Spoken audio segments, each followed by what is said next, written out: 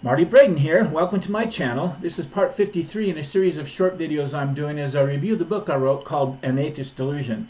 In part 52, I concluded my review of chapter 2, The God Hypothesis, finishing with little green men. So let's pick it up from there and go to chapter 3, Arguments for God's Existence. Okay.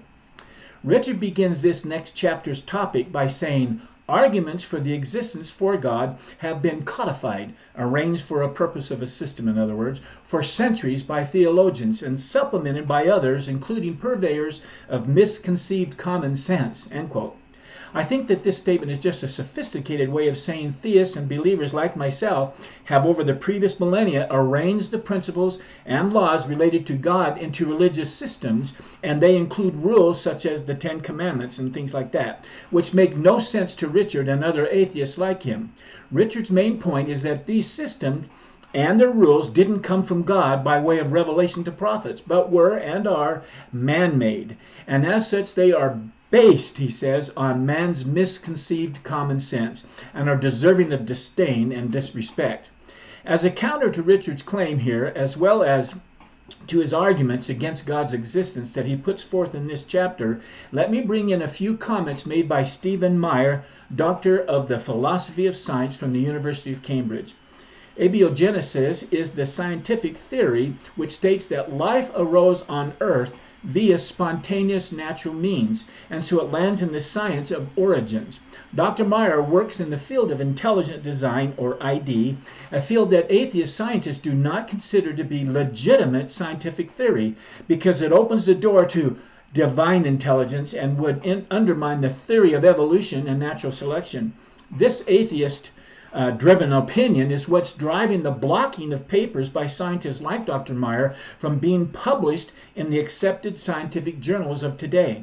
Dr. Meyer, who I mentioned in my introduction, is a well-known American author and former educator, and like I said, is an advocate of intelligent design, which theory has been described by its critics as being a pseudoscientific creationist argument for the existence of God. Pseudoscience consists of statements, beliefs, or practices that claim to be both scientific and factual, but are incompatible with the scientific method, or so say atheist scientists. Stephen presents his working theory of intelligent design as being an evidence-based scientific theory. Richard, of course, rejects that claim. Critics of Stephen's work on intelligent design say it falls outside of legitimate scientific norms. You can look up in Wikipedia and it'll say that. Richards is taking this stance against Dr. Meyer's scientific research on the theory of intelligent design, which, in my opinion, lands squarely in what's called the research of life's beginnings field of science. It, of course, is part of the study of biology, because in saying Dr. Meyer's work is illegitimate science, it keeps it, along with creationism, out of public schools' science curriculum, thus keeping the debate one-sided, having no opposing view for students to consider. Dr. Meyer was recently the presenter for a new PragerU video for Prager University. PragerU is an American 501c3 nonprofit media company that creates videos on various political, economic, and sociological topics from a conservative point of view, using famous individuals like Dr. Meyer as their presenters. This particular video I'm referring to here is found on YouTube under the name 5-Part Series, Science and God. Here are the titles of the 5 videos that Stephen reviews in this single composite of these 5 videos, making it a series of videos in one compact video series. Number 1, are religion and science in conflict? Number 2, how did the universe begin? Number 3, aliens, the multiverse, or God? Number 4, what is intelligent design? And number 5, what's wrong with atheism? In reference to the 5th video titled, What's Wrong with Atheism?, here are some excerpts from Stephen Meyer's presentation, and I quote, "Each year, traditional Jews and Christians celebrate special acts of God in human history. Yet, polling data now shows that an increasing number of young people, including those from religious homes, doubt even the existence of God. Moreover, polls probing such young religiously unaffiliated agnostics and atheists have found that science, or at least the claims of putative spokesmen for science, have played an outsized role in commenting disaffection and religious belief. In other words, they've worked to create in young people's minds cognitive dissonance, because it usually leads to a loss of faith and disbelief in God. That was my little ad lib there. In one, more than 2/3 of self-described atheists and 1/3 of agnostics affirm the findings of science makes the existence of God less probable. This certainly sounds like something Richard Dawkins would latch onto and promote in his support of his theory that God doesn't exist, doesn't it? It's not hard to see how many people might have acquired this impression, as I mentioned earlier, since 2006 popular New Atheist writers, Richard Dawkins, Victor Stenger, Sam Harris, Christopher Hitchens, who passed away, bless his heart, Daniel Dennett, Stephen Hawking, Bill Nye, and Lawrence Krauss, to name just a few, have published a series of best-selling books arguing that science, scientific data, renders religious belief implausible. According to Dawkins and the like, Darwinian evolution in particular establishes that the universe we observe precisely has the properties we should expect if there is, at bottom, no design, no purpose, nothing but blind, pitiless indifference. But does science actually support this strictly materialistic vision of reality? I say that, in fact, there were 3 major scientific discoveries during the last century that contradicted the expectations of scientific atheists or materialists and point instead in a distinctly theistic direction. First, cosmologists have discovered that the physical universe likely had a beginning, contrary to the expectations of scientific materialists who had long portrayed the material universe as eternal and self-existence. My parentheses little point here, and therefore there's no need of an external creator. The first evidence of a cosmic beginning came in the 1920s when astronomers discovered that light coming from distant galaxies out there was being stretched out or redshifted as if the galaxies were moving away from us towards some great attractor. There's an article called Great Attractor. You ought to look at it. Soon after, Belgian priest and physicist Georges Lemaitre and Caltech astronomer Edwin Hubble independently showed that galaxies farther away from Earth were receding faster than those close at hand. That suggested a spherical expansion of the universe and space, like a balloon inflating from a singular explosive beginning, from a boom, big bang.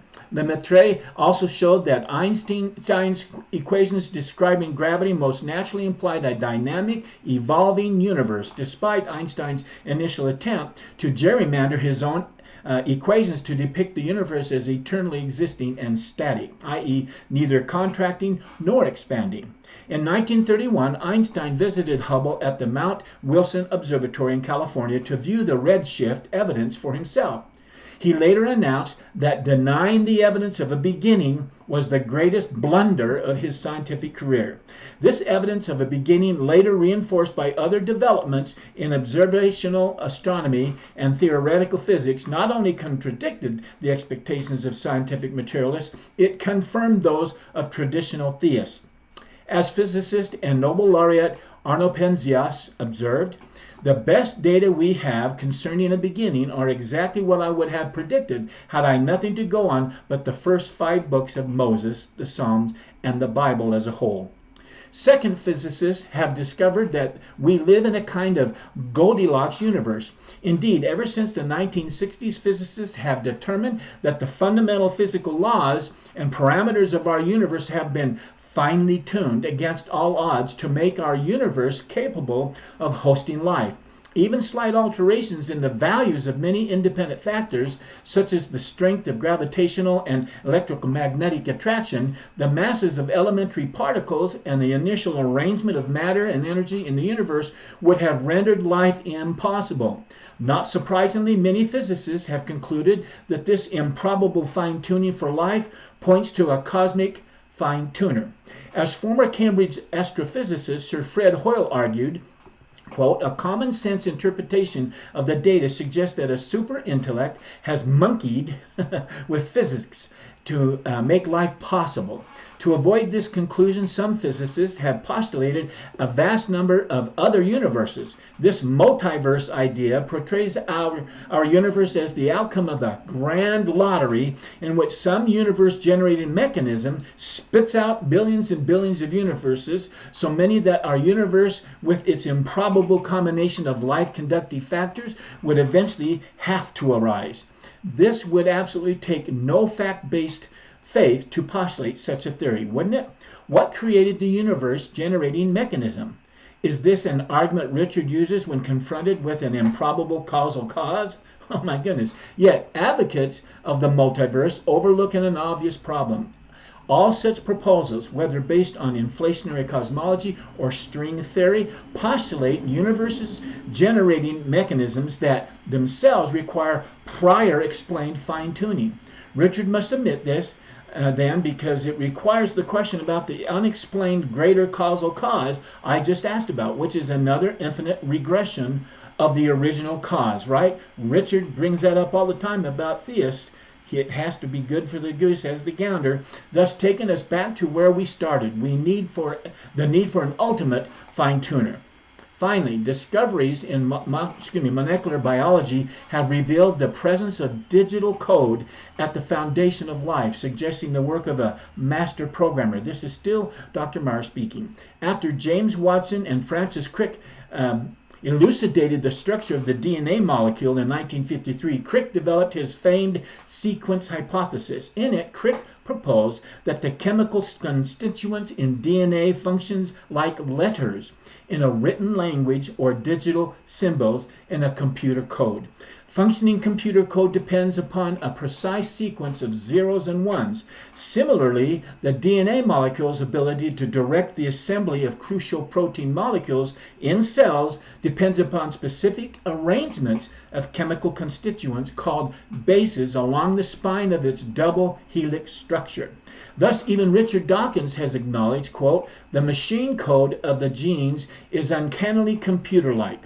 Or as Bill Gates explains, quote, DNA is like a computer program, but far, far more advanced than any software we've ever created, end quote.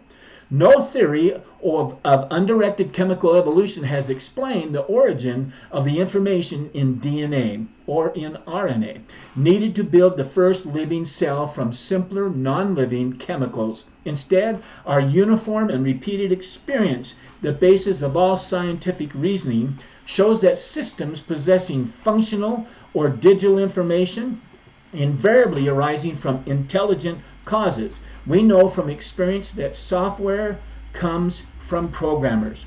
We know generally that information, whether inscribed in hieroglyphics, written in a book, or encoded in radio signals, or written in the sand on a beach, like I described earlier in one of my videos, always arises from an intelligent source.